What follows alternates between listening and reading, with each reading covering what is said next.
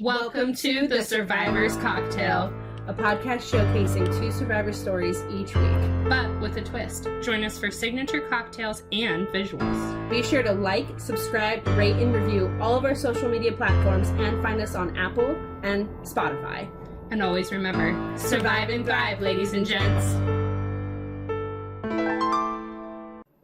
The content in this episode may be sensitive for some viewers or listeners.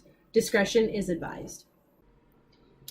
Episode 8. Episode 8. Do you know what that means? Sunset. That means it's our 2-month anniversary. Oh, it is. How cute.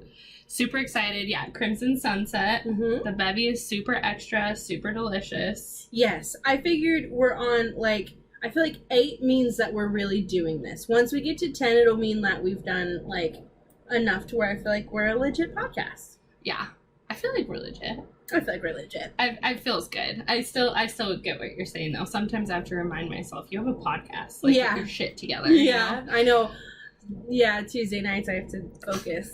Right. But anyways, we have 2 great stories, and we want to get them to you, so we're going to do our cheers, and we're going to jump on in. Yes, thank you so much for tuning in, and cheers, guys. Cheers. Okay, so my story this week is on John Mccain, and I actually did not know this story, his prisoner of war story. I may have heard that he was one. I didn't know, the details of it.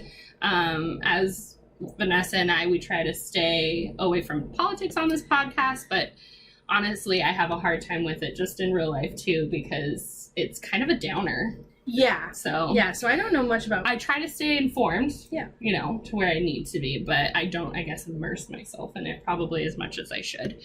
But I did get all of my information from usnews.com. It was from an article that John McCain actually told his story. So it's all from his point of view. So John McCain was actually a fighter pilot, and he was on his 23rd mission on October 26, 1967. His mission was to actually take out a power plant in the North Vietnam area.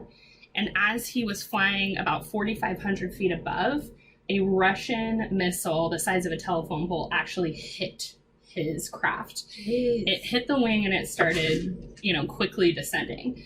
So he knew that he must eject. That was his only, way of survival.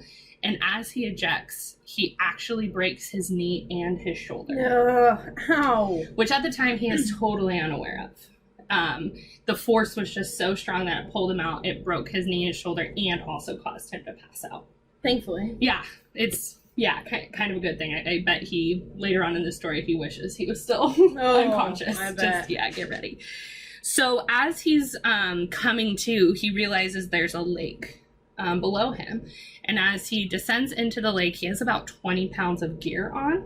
And so he's sinking to the bottom. So he kind of shed some of that gear, and he's also trying to swim up, and in his head he's like, I wonder why my arm and my leg aren't working very well. He's still an unknown, a lot of adrenaline happening, so he's not quite feeling the pain yet.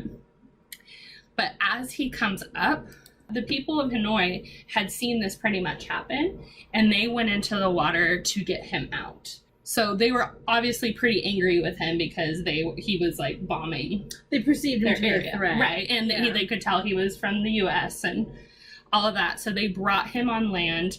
They got him, which he said in the article, in his skivvies. Okay. All right. They stripped him down. They stripped him down, and they were just kicking on him, cussing at him, spitting at him, just kind of attacking him in anger.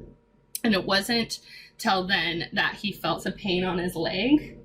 And when he looked down, if you're picturing your leg straight out, his leg was so messed up that his right foot was touching his left knee. Oh my! But not in this way that you can do it. I'm doing the, I don't even know. Crisscross, crisscross, where if your leg was straight and it was just at a 90-degree angle. Crooked, broken Yeah. crooked. Oh my god. And he actually screams out, "In shock, my leg." Which for some reason, either just hearing him speak or whatever pissed them off more. And they actually hit him with the butt of a rifle to his shoulder. I don't know if it was the injured one or not. It didn't quite say. And then actually put a bayonet in his foot. Oh my gosh. A military man finally came, covered him up with a blanket, and took him to one of the camps, prisoners' camps. For the next 3 or 4 days, he was interrogated, something they called "you're going to get the quiz." And they really wanted to, one, get information from him, but even more so, they wanted him to confess to war crimes because they wanted to use it as propaganda. But McCain refused, and he would only give up his name, his rank, his serial number, and his date of birth. That was the only information that he would give them. They told him, "We are not going to treat you for your injuries if you do not tell us what we want to hear and do not confess." And they kept like beating him around for like a week or so. And he said he was just so weak that every time he was struck, he'd pass out. Jeez.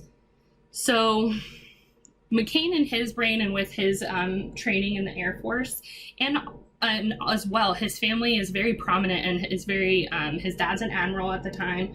It's a very military base. So McCain's kind of been immersed in that culture his entire life. And he thought, and with his training, that if he held out, they would eventually take him to the hospital and start working on his injuries. I think also he kind of knew that if they found out who his dad was, that they would be more inclined to help him out. He got a little food and some water, but he kept vomiting up the food. He could not keep it down. Oh my gosh. Because there's a lot that's freaking happened to him, and he, also I think just one, the pain, but also just the shock. Mm-hmm. I couldn't even imagine how I would be feeling. But on the 4th day, they came in to inspect his knee, and when they pulled it back, his knee was the size and shape and color of a football. Ooh, oh gosh. He was pooling a lot of blood, and he actually remembered a story from back in training of a man who broke his leg, the blood pooled, and then he died. And so in McCain's head, he's like, frick, this is happening to me. When McCain saw his leg, he said, "Okay, I'm going to give you some information," because he's like, I need some help or I'm going to die. And the officer later returned with someone they called the Bug, which was a psychotic torturer of the camp, and also someone they called the Zorba, which was the doctor. And McCain had said that the doctor really had no idea what he was doing from what he could tell, but all he could say when they were looking at McCain's leg was, "It's too late. It's too late." That's what the doctor's saying. Oh gosh. So with that news, and I think out of fear and everything, McCain actually went unconscious at the time. He awoke, he's still in his room, and then they actually come back, the Bug, the torturer, comes back and says, "Your father is a big admiral. Now we take you to the hospital." So he was right.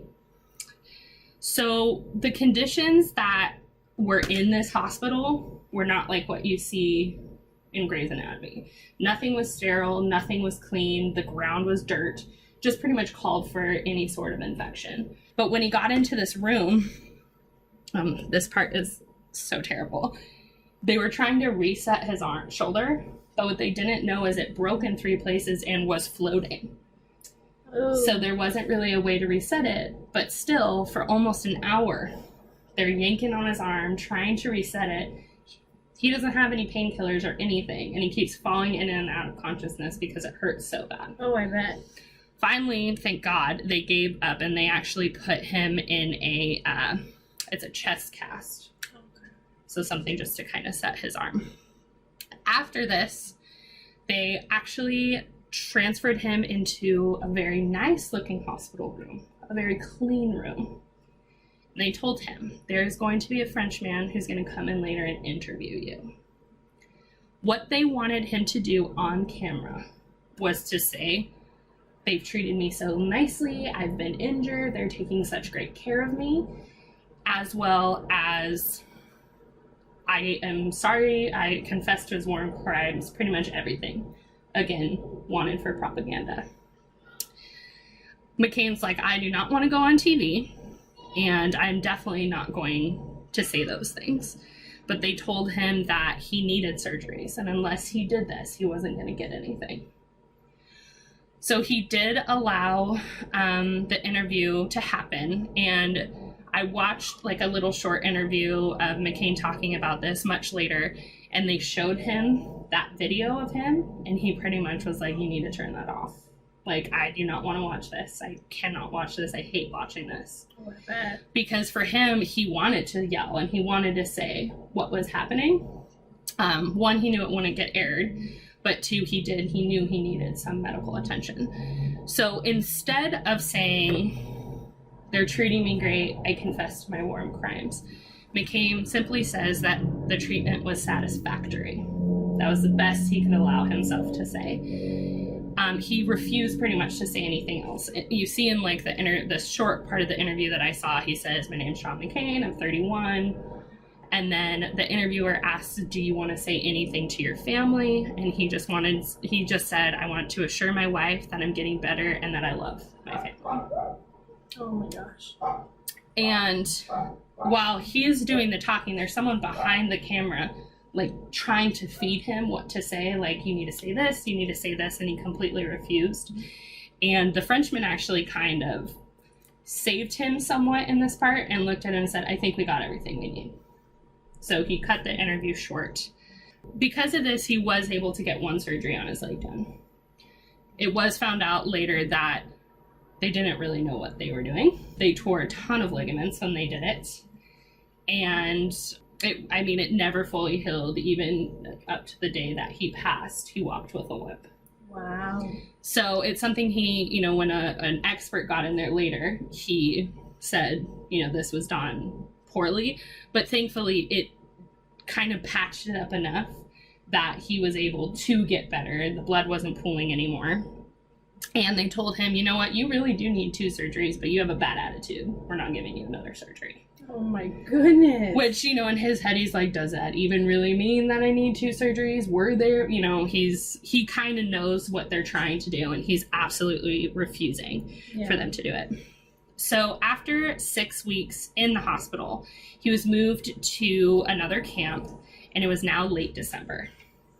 So only about 2 months after he was, in the water. And originally, but while he was a fighter pilot and fighting, he was 155. 2 months later, he was now 100 pounds. Oh my goodness. So at this point, he's really thinking he's not even going to live a week. Yeah. He's emaciated. He's actually suffering from dysentery right now as well. And he could not keep any weight on. But for some reason, he did get better. The dysentery stayed with him. Sorry, it's not funny, but the dysentery stayed with him for about 1.5 years. Oh my God. But otherwise, he was doing better. And they never did anything with his arm. They kind of just let it heal. At least his injuries were kind of tended to. Yeah. It's very lightly said, but again, they did enough to where he wasn't going to die. So most of the time, they told the prisoners if they were ever interviewed or talking with other prisoners, they could not talk about their treatment at all. And they actually started putting people in solitary, and John Mccain was one of them. So he's in about a 10 by 10 foot room. It wasn't getting very much ventilation. He said it was hot as all hell. That Netflix series, Now They See Us. Oh, I haven't watched it, but I've seen it, So I watched it this last weekend, and they show a bit of, his name's Corey, one of the exonerated 5. They show his time in solitary. And just when I was reading this article, it gave me a visual because you see your mind just starts playing tricks on you and you don't have any other communication to the outside world. And something John Mccain said that really helped him during this time was he kept his mind very busy. He kind of knew that was a option. And so him and the other prisoners, that shared walls, they came up with a language. Oh. That they would tap. So it was very simple. It was, the letters of the alphabet, and you would tap for where it landed on the alphabet. So 1 was A, 2 was B, so on and so forth. I don't think do you need me to do the whole alphabet for you? Okay. No. Z was 26. Okay. I was like, but could you tell me what Z was? So he was able to communicate with people. They were able to have pieces of paper and do writing, and he just really, really tried to keep his mind busy. He was also working out at this point because if he got his body tired, that meant he could sleep. So, obviously the living conditions are still very rough, but they were supposed to have a bath every other day. But for some reason in this certain camp, the water wasn't working right. So they'd go like 2 to 3 to even 4 weeks without bathing. Oh my gosh. Keep in mind, he still has he needs to be cleaning out his wounds. He needs to be, he's got fucking dysentery, so that was really hard. They had buckets for toilets that didn't have lids on them. But John McCain said it wasn't that bad. Oh, okay. He said that, they were somewhat getting meals. He wasn't being as tortured and beat up. And even though if the prisoners got caught talking to them, it was kind of like a slap on the wrist, and he wasn't getting, really in trouble for doing that. But then June 15th, 1968, McCain started getting brought in and getting interrogated again. They wanted him to again give a little bit of information, but mostly do a confession. And they told him that he could go home. If you do this, you can go home. Oh, man. He still refused. They showed him letter from his wife that she was writing to him, but he still refused. And he remembered one specific thing from his military code of conduct, and that was, you will not accept parole or amnesty. You will not accept special favors. And he knew that in order to get home, that would be considered a special favor to him, and he would have to do something for that. And he was very much not wanting to do anything that would hurt his country, his family, or anything. So he kept his mouth shut. On July 4th, John McCain's father received a very big promotion, which was Commander-in-Chief of the U.S. Forces at the Pacific. Ooh. And on that same day, they brought McCain into a torture room, which at this point they know, and he knows the difference between the two rooms. And again, they were hoping to get what they wanted out of him. But he also knew of his father's promotion. I'm not sure how, they probably told him. And he knew exactly what they were trying to do and why they were trying to do it on this date. To them, they would look very humane. That while his dad's in the spotlight, if they let John McCain go, they would look extremely like a humane, look what we do to our prisoners, like to the rest of the world. We're not mean. This is how we treat them, basically. And also, they would be able to go back to the other prisoners and said, see what being an admiral's son does for you? You'll get out, but no one cares about you guys. And John McCain knew this, and so he continued to refuse to give anything. He would not give a confession. And one of the things that were definitely in the back of his mind was he was determined to prevent any exploitation of his father or family. Wow. So, he's living out this incredible ordeal, but he still, foremost is thinking of everybody else. Yeah. So because he did not give up this information, they actually started to treat him very bad at this point. They would tie him up by the arms to a post and come in every 2 hours and just beat the shit out of him. In that interview, one lady had said that one thing you would notice about him is he didn't wave up here above his head. He always waved right here. And that was because he couldn't raise his hands above his head anymore because of the injuries he sustained from this torture. This lasted for days on end, and when it came to 5 days, McCain was at a huge turning point for him. He was thinking about suicide. He didn't know what else to do, and he finally said, you know what, I'll write a confession for you. He did not get videotaped. All he did was write it out.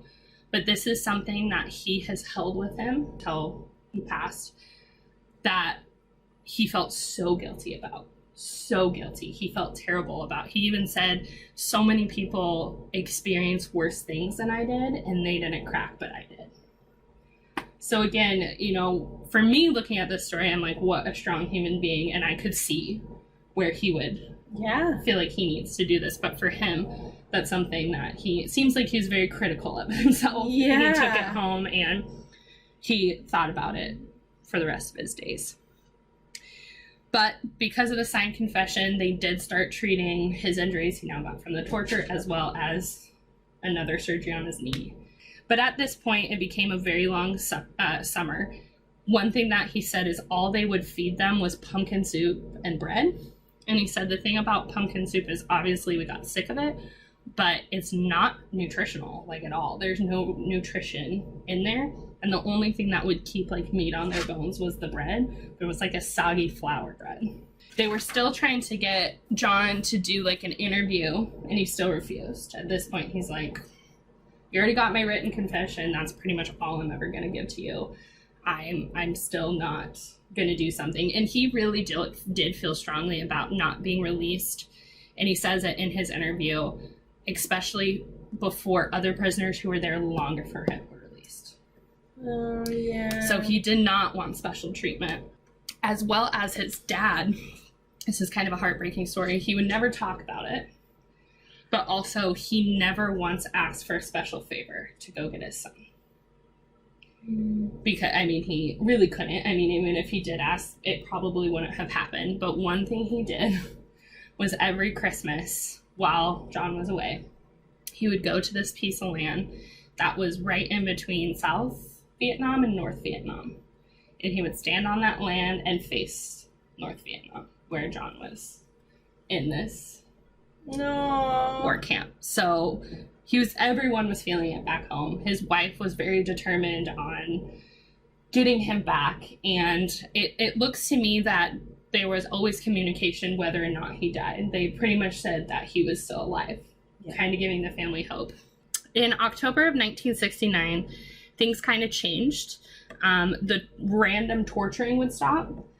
Their food really got a lot better. They were getting extra rations, and John had said, well, the guards became friendly, but what he meant by that is they weren't just storming into their cells and beating them up, basically. And kind of the reason this happened was the North Vietnamese started releasing people back to the United States. And when those people got back to the United States, it was the first time the U.S. got a real picture of what was happening over there. And so I think, again, the North Vietnamese people's goal was to not look unhumane. They wanted to look like they were, even though these people were trying to attack us, we're still very nice, and trying to give that look to the world. So it didn't straight out say that, but that's my kind of assumption, was because they were getting more light and they didn't want to look like the bad guys, they kind of eased up. And John had called this like his coasting period, where he just kind of lived. He was still in these prison camps. He was still, treated like a prisoner, but he was coasting. He wasn't getting beaten up anymore. And then the bombings in 1972 happened. So when this happened, they had actually moved all the prisoners to one camp. And they, for the first time, had uncovered the windows. Because before it was very dark and very gloomy. Obviously, they didn't want them to see anything. But they uncovered the windows and they could actually see a bombing that was happening very close to them in the sky. And for them, as Americans, this was a sign of hope for them. And they were cheering and they were thinking that, okay, the war is going to come to an end. This is going to turn around. But for John McCain, he actually held out his hope. He knew that it was probably far from over again, given his kind of military background. And he did not want to feel any hope until he was shaking the hands of a U.S. man in uniform. So that was his kind of mentality. And it wasn't till March 15th, 1973, that John McCain was finally brought back to the United States. Oh my God. So from the time of October 26, 1967 to March 15th, 1973, he was a prisoner of war, which is 5.5 years. Oh my gosh. Again, for me, I just cannot imagine being in something like that, but the way he kind of held himself and he just had so much pride for the country as well as his family. And I think, for me, when I think about that, all I can think of is like, I need to get back to my family if I was being in a place where I was captured. But he really just thought of everybody else before he thought of himself. So we obviously know, I knew him from his political career. Yeah. Mm-hmm. And sadly, he died at the age of 81 from his battle with brain cancer. Yeah. But And I remember last year watching that funeral on TV, Mm-hmm. and it was extremely, I mean, you could tell people definitely respected him. Yeah. And I think that's just so amazing because during his whole time, again, he never lost his love for his country. And he always made sure that his actions as a POW were not to implicate his family or the United States. Yeah. Which to me is kind of the definition of a true military hero. Yeah, So I'd say so. that is the crazy story of John McCain that I did not know. I did not know that. Yes, so cheers to John McCain. Yeah. I'm excited to relax and sip on my drink while you tell me the story. Yes, it's always the best when you start because then you just get to spend the rest of the episode just chilling. And, you know, I do want to say real quick, I've been wanting to say this. Sometimes I talk backwards and I say stuff very strangely and we keep it in the podcast. We are drinking alcohol, you guys. I just want to say that real quick. Great. I'm not illiterate. Sometimes I'm like, oh my God, Taylor. But it's just kind of what happens. So we are consuming alcohol while we are. I think we're doing fairly well considering. And this week's drink is pretty strong, I'd say. Yeah. So my cheers this week is for Holly K. Dunn. So a college junior at the time, Holly Dunn went to a party with her boyfriend, Chris Meyer.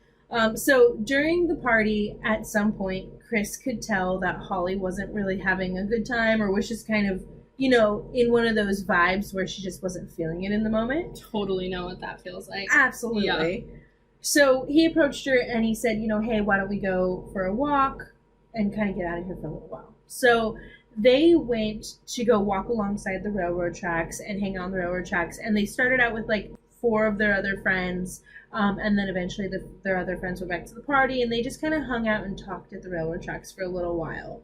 After quite a bit of time had passed, a man approached them and they kind of at first didn't really know him. But then when he really got up to them, Holly kind of just assumed like, oh, I think he's trying to rob us. Like, I think this guy is just trying to take our money. So she watched and her boyfriend, Chris, kind of just started to become compliant and give him his backpack. So she followed in suit thinking, okay, you know, he's robbing us, but everything's going to be okay. Right. So the man, he spoke to them as if he needed money. And he also mentioned specific things about their time that they had spent at the railroad tracks. So he mentioned, you know, I saw that you guys had friends with you. So he mentioned these things and it made her realize he had been watching them for a while. Ugh. And it was kind of at that moment where she was like, you know, this isn't really adding up. And she realized also as he's like talking to her boyfriend and digging through the boyfriend's backpack now, he has a weapon, but she can't tell what it is. It's just something sharp. That's all she can tell. So she realizes Chris has probably already seen this weapon. That's why he's becoming extremely compliant.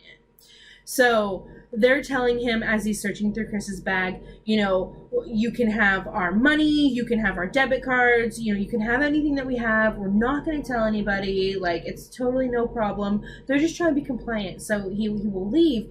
But he keeps telling them, you know, I'm not looking for that. That's not what I'm wanting. Oh my God, so scary. But he's still digging through the backpack. So they're extremely confused.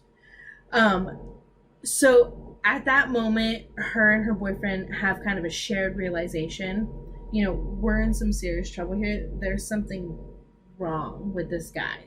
They realize this may not be a robbery. So the man then like proceeded to Holly and removed her belt just took her belt off of her and started to tie her hands behind her back with it. And he tied Chris's hands with the backpack straps.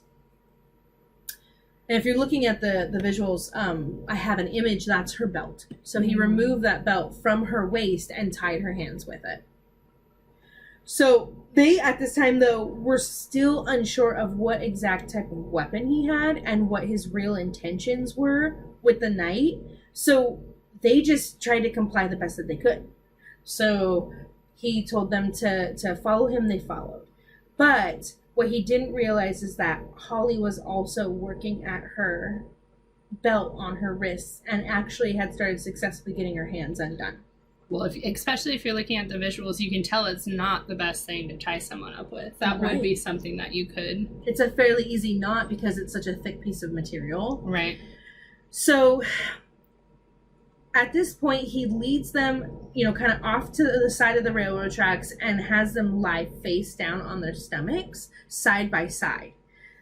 So they're lying there, and he decides to tear apart a shirt and gag them with the shirt. And Holly, she even says for some reason she doesn't even know why she did it, but when he gagged her, she decided to stick her tongue out really quickly to prevent the gag from being inserted all the way. But he thought he had gagged her. So she stuck her tongue out. Extremely smart. Her instincts just seem to kick in. Yeah. So at this point, because she's got the gag slightly loosened, she can kind of talk to Chris, and so they're trying to communicate, but also not draw attention to themselves. So they're trying to figure out, what are we going to do? What's going on? Whatever. And the man is just pacing from where they are to kind of up higher onto the tracks, and he's just pacing back and forth, back and forth, back and forth. So they're confused as to what he's doing, but they're taking advantage of the time that he's walking away. So during the time that he walks away, they start trying to essentially conspire, what should we do? The problem is, Holly's whole mindset was, how are we going to get out of this? Chris kept assuring her, let's just comply. We're going to be fine. The man also started to insinuate and indicate that he was waiting for somebody. So they were just kind of hoping, maybe he's waiting for the person that's going to pick him up and take him out of here, and then they'll be okay. And Chris just kept reassuring Holly, everything's going to be fine. So the man just kept pacing. He kept repeating what he was saying. He was waiting for somebody, but they couldn't figure out who. And then all of a sudden, he just walked over, picked up what they later found out to be a 42-pound rock, walked over to Chris, and simply dropped it on his head. Now, are they, when they're face down, they're over the train tracks? No, they're just kind of down off to the side of the train tracks. So when he dropped the large, heavy stone onto Chris, Holly said it seemed like a dream. It didn't seem like it was actually real. Well, it's kind of one of those. So, I've been in those dreams where it's just enough real, but just enough absurd that you can tell yourself, wake up. Exactly. It's just so surreal. Yeah, and it's so strange. Yeah, and then incredibly traumatizing. Oh, yeah. So she also said that it was in this moment that she truly accepted and realized he's going to kill us. So after this time, he kicked Chris, after dropping the rock on him, kicked him, and then walked over to Holly. And when he walked over to Holly, she could hear Chris gurgling. So she asked the man, she said, please go turn his head so he doesn't choke. Please. Because at this point, she wasn't fully rationalizing that how hurt he really was. Right. The weirdest part about it, though, is the man complied. And he did it. He went back over to Chris and turned his head to keep him from choking. But then he immediately returned to Holly and said, okay, now don't worry about him. He's gone. God, he's so weird. And at that point, he proceeded to rape her. So as he tried to rape her, she started struggling and fighting him with everything that she had. She fought and fought and fought, and then he stabbed her in the neck. She, again, wasn't sure what he had, but it was something sharp like an ice pick or a very long knife. And she said as soon as he stabbed her in the neck, she didn't feel any pain, but she knew immediately, stop now. So she stopped fighting. So he raped her, and she tried to remain calm. She tried to keep talking to him. She tried to keep speaking to him and appealing to him as if he was a human and she was a human, and tried to just humanize herself to him. And when he was done raping her, she thought to herself, if I'm going to be found out here dead, I'm not going to be naked. So she looked at him and said, "Please put my pants back on. I don't want to be naked when I'm found dead." And he did. He put her pants back on her. Well, he's obviously having some sort of internal battle with the whole pacing and the whole, and then when, you know, maybe a little guilt's kicking in, so he's complying with her, but it's just so strange. He seems so disconnected from reality. Well, that's, I think, what's weird for me is usually, like, when these people snap, they snap. And so for him to almost kind of come in and out of it, it's so weird. It's bizarre. It's chilling, actually. It's terrible. Yeah. Because he had complied with her so much throughout this whole ordeal, and he was so responsive to her requests and communicative with her, she almost got this idea that maybe it was like a reverse Stockholm syndrome. Maybe she had somehow befriended him. Right. So she just continued to beg him not to hurt her and that she wouldn't tell anybody. She assured him she'd keep it their little secret.